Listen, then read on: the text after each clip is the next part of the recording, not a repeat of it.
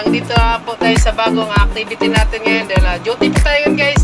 So meron lang po ako ibibigay sa inyo na tip at sa mga gusto po matuto mag-operate ng mga ganong klaseng equipment. So maliit na po siya at hindi po siya ganun kahirap matutunan.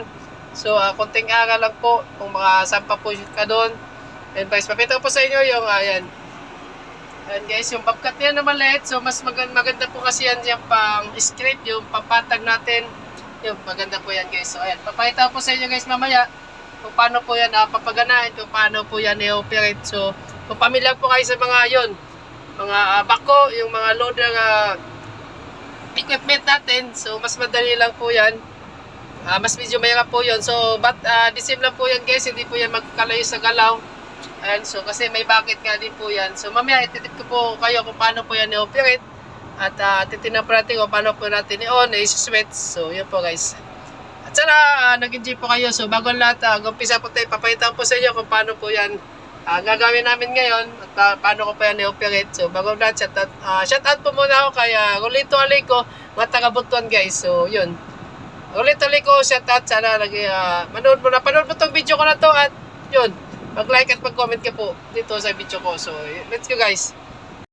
Bago po tayo pumunta doon at kailangan po natin yun, uniform, tapos yun, ito, gamit po yung traffic vest natin at yung helmet. So, importante po yung safe po tayo at sumunod po tayo sa protocol ng safety guys at gagamit po tayo ng PPE. Ganun po talaga sa mga nagtatrabaho, lalo sa mga construction at kahit sa mga field, importante po talaga yung PPE. So, napaka-importante ito guys, yung hard hat na to, yung helmet na to kasi at napakaling bagay na to, protection po natin sa ulo.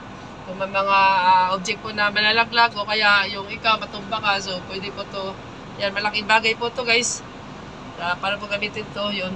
So, importante din po yung, ayan, dahil alikabok, so gamit po tayo ng takip sa mukha para yung alikabok hindi mapunta agad natin sa, ayun, ito sa mukha natin guys. So, mamaya, punta po tayo guys at makita ko po sa inyo kung paano po namin gagawin yan.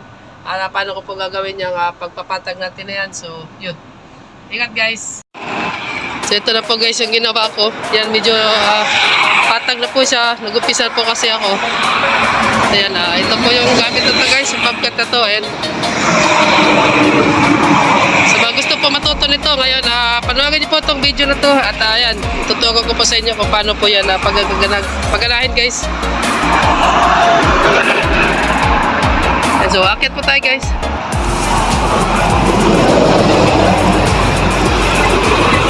So dito po tayo sa duty.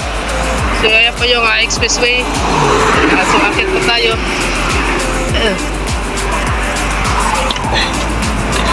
So familiarize na po tayo dito. Siyempre pag akit po dito, ayan, nakikita po kayo. Ayan. At yung na yung fuel niya. Yan yung ilaw. Meron po tayo mabasa na po natin guys. Alas pa ilaw po yan sa pag-operate. Ito na po kasi po yung operate to guys. Kasi wala po siya, masyado siyang pipindutin, wala po siya nang gagawin. So ito, susibo lang po yan. So, pandiyan na po tayo. After po nun guys, yan, right na po to. Ito, center na to. So ito po yan. So, ibababa po yan guys, pagkababa po yan. Hindi po yan na-undrag at hindi po tayo gagalaw, hindi po yan mawawala. So, ito po yung pinaka-setback natin, kung naipansin po yan. Malaking bagay po to, protection po to guys. Yan. So, ibababa natin siya. Ayun guys, so napapa na po natin to, itong harapan na to, ito yung past in seatbelt po to guys. So, kailangan po to, nandyan po talaga to. Kasi pag mapunta ka po doon, so maraming bagay po. Yan po ito. So, stop operate na po guys, yung right yan po stop operate. So, ayun.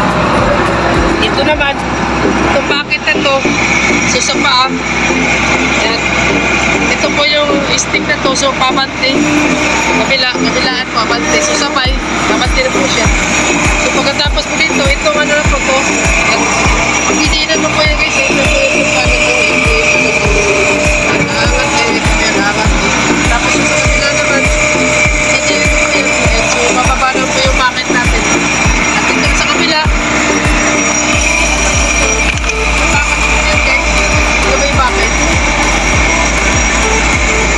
sa kabila po guys, ayan. Ayan po guys yung bucket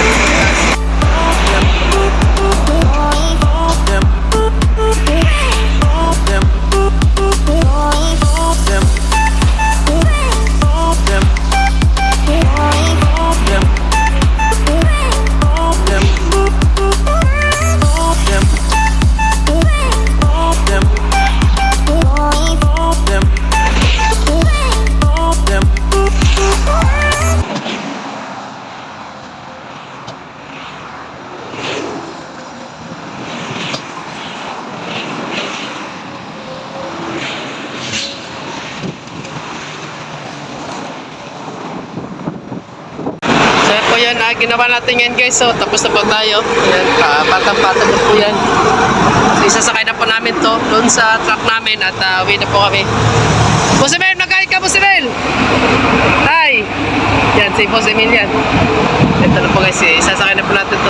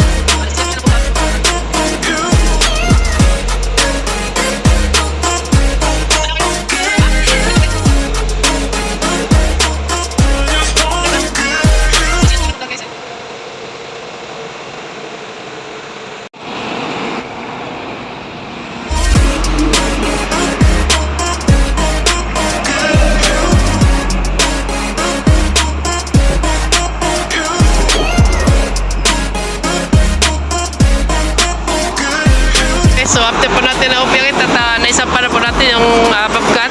So kailangan nyo po, bago pakit po doon, kailangan natin ikutan yun. Check po natin yan.